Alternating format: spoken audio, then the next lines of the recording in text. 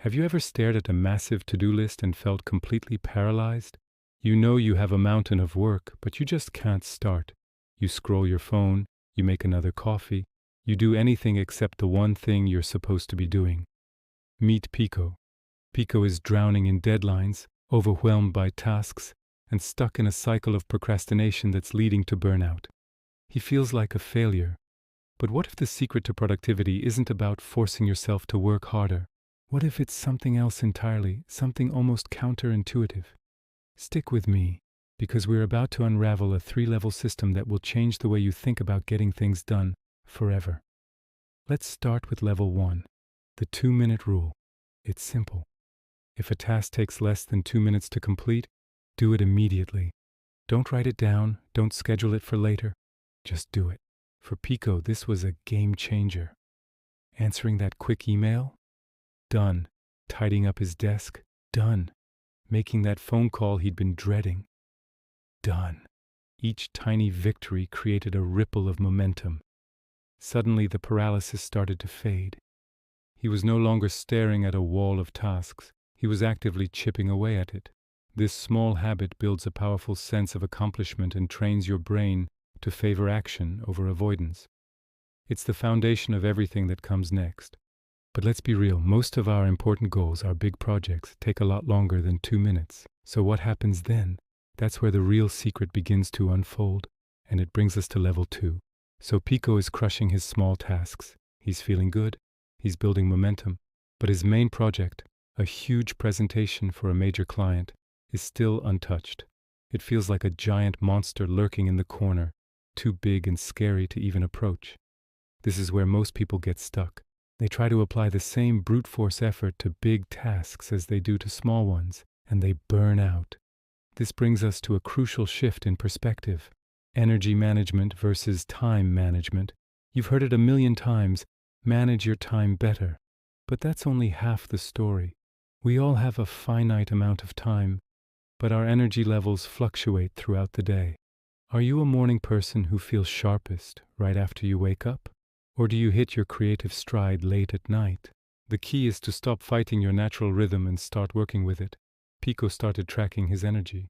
He realized his brain was on fire from about 9 a.m. to 11 a.m. That was his prime time for deep, focused work. So instead of wasting that precious window on emails and small chores, he dedicated it exclusively to his big, intimidating presentation. He turned off his phone, closed his email tab, and dove in. The afternoon, when he usually felt a slump, was now reserved for those less demanding 2-minute tasks, meetings, and planning. He was no longer trying to force his tired brain to do complex work. He was matching his most important tasks with his peak energy levels. This alignment is incredibly powerful. It's like surfing. You're not creating the wave, you're just riding it. But here's the thing. Even with perfect energy management, there's a psychological trap most people fall into. A hidden saboteur that can derail everything. Avoiding this trap is the key to unlocking the final, most mind-blowing level of productivity.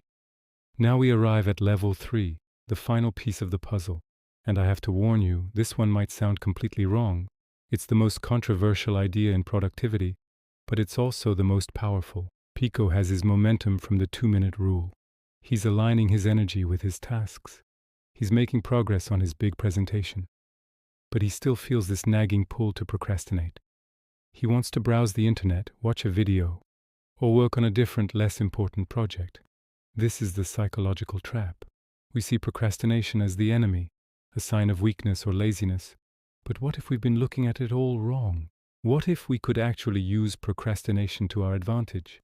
This is the concept of productive procrastination. Here's the mind-blowing part. True productivity isn't about eliminating procrastination. It's about strategically choosing what you procrastinate on. Think about it. When you're avoiding a big, difficult task, what do? You don't just sit there and stare at the wall. You do other things. You clean the kitchen, you organize your files, you work on a side project you're passionate about. You're still being productive, just not on the right thing. The secret is to structure your to-do list so that your procrastination activities are themselves valuable tasks.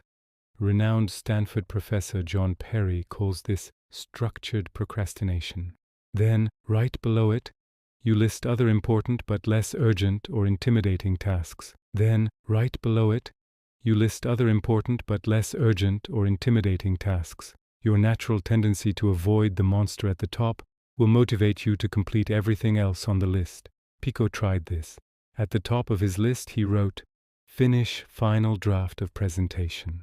Below it he listed things like research competitor strategies, outline a new blog post idea, and organize my digital files. His brain, desperate to avoid the final draft, eagerly jumped onto researching competitors. In doing so, he uncovered a critical insight that actually made his presentation 10 times better. He was procrastinating on one task by doing another equally important one. He was channeling his avoidance into productive work. This isn't about being lazy. It's about understanding your own psychology and using it as a tool. The goal isn't to work non-stop. The goal is to get the most important things done, and productive procrastination is the ultimate hack to make that happen, turning your biggest weakness into your greatest strength. So let's bring it all back. Pico went from being paralyzed by his to-do list to mastering his workflow. He started with the 2-minute rule to build momentum and prove to himself he could take action. Then he shifted from time management to energy management, aligning his most important tasks with his peak mental state. And finally, he embraced the radical idea of productive procrastination, using his natural tendency to avoid difficult work to crush other important tasks, ultimately leading him to complete his major project with less stress and better results. He didn't become a productivity robot. He became a productivity strategist. He learned to work with his human nature, not against it. By combining these 3 levels, you can build a system that is not only effective but also sustainable, a system that works for you, not the other way around. But mastering your motivation and your tasks is just one part of the equation. Once you know what to work on and when to work on it, the next challenge emerges. How do you protect that time and focus? How do you eliminate distractions and enter a state of pure, uninterrupted concentration? This is the state known as deep work. Getting into deep work is like having a superpower in our distracted world. And that's a whole other level of the game. So now that you've mastered your motivation, let's explore how to achieve a state of deep work in our next video. Make sure you subscribe so you don't miss it. Thanks for watching.